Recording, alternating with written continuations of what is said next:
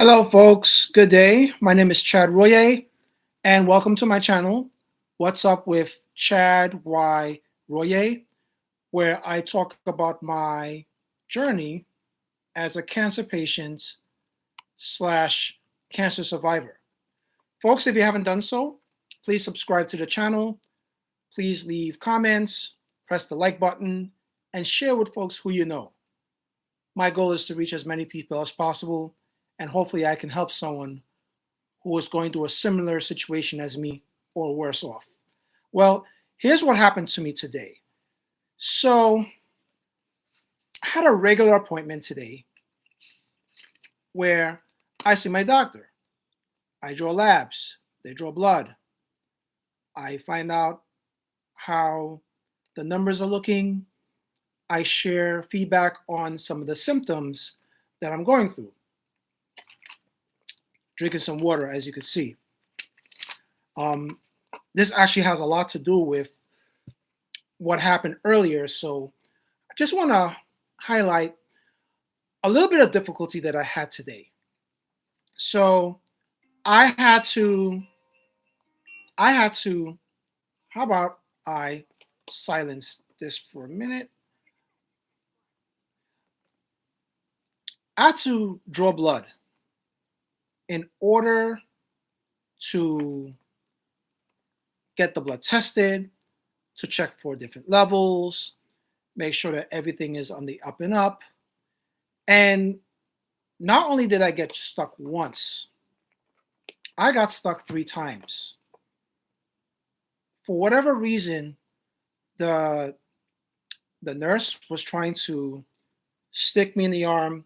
For whatever reason, she got it in the vein, but the blood wasn't coming out. She had to play with it a little bit. She was able to get some vials, but then she had to do it again. She asked if I wanted to do it in my hand. I said no, because it's painful. If I wanted to do it in my my forearm, I said no, because it's painful. I initially said I'd rather not do it in my left hand because I had a bad experience. I decided to go left arm. They stuck it in. For whatever reason, no blood came out. They wasted one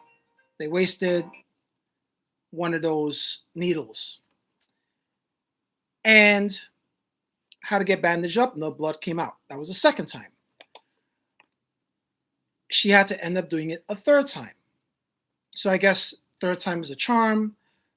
There was a risk of sticking the area where it would be more painful whether or not it draws blood, but for some reason I was able to draw blood. It was not comfortable, I'll tell you. It was not comfortable. And the funny thing is that I drank water this morning. I drank water last night. But what was told to me was that if I'm going to be drawing blood, that I need to make sure that I drink lots of water on the day that I'm drawing blood prior to the appointment, because that helps with the vessels. I didn't think too much of it, but I thought that was good information. I did have a few cups of water this morning, but apparently I need to drink a little more so that this situation doesn't happen again. I just found that weird. It was even recommended to me to drink tonic water. I was drinking tonic water for an unrelated reason, but now that this happened to me today, I'm going to tweak my morning routine prior to my doctor visit, because I don't want that to happen again. It's bad enough that the needles hurt some people or it's not comfortable. I went through a lot of that when I was in the hospital, and I don't want to have a repeat or a memory of it. Now, as we go forth, I was expecting to leave my appointments a little early today or on time. And when I discussed with the doctor that I was feeling cramps or Charlie horse in one of my legs or the calf area, the doctor suggested that I get an ultrasound. But he also discussed a few things. He's mentioned that one of the side effects of the Remlevit is blood clotting. So when the blood clots, it's hard for the cells to go through the vessels. It's hard for the plasma to go through the vessels. And a typical symptom of a blood clot is when you have extreme pain in the leg. I actually went to the ER some time ago. It wasn't this year, it wasn't last year, maybe it was last year, unrelated to my diagnosis, but they ruled it out. But that was just based on what I researched. So, what the doctors told me is that from taking Remlevit, the drug that I'm using in the maintenance phase of my cancer treatment, one of those symptoms is blood clotting. But it's usually a symptom within 6 months of the diagnosis. I'm long past the 6 months of the diagnosis. In fact, I'm almost a year. And putting those things together, it was also recommended to me that perhaps I should increase my iron, I should increase my magnesium. I'm taking a multivitamin already, but a multivitamin is not going to be enough. Not if I'm in a situation where I need to increase intake of certain minerals to prevent something like this. So now we have to test for iron, we have to test for magnesium. I need to start taking in more supplementation that increases iron and magnesium. That is supposed to help. Now, the doctor also checked me out, and based on his preliminaries, he didn't see reason to worry about blood clotting. But better safe than sorry, right? I agree. So when I went to finish up with my appointment, I had to wait on my refill. Took some time to get my refill of the Remlevit. I also had to wait for a urinal bottle because part of the lab work that I have to do includes urine. They ask you to draw 24 hours of urine on the day before your appointment. So while I'm waiting for those things, I'm also waiting to see when can I get my ultrasound. Will it be today? Will it be later in the week? If it's later in the week, can I schedule it earlier or later?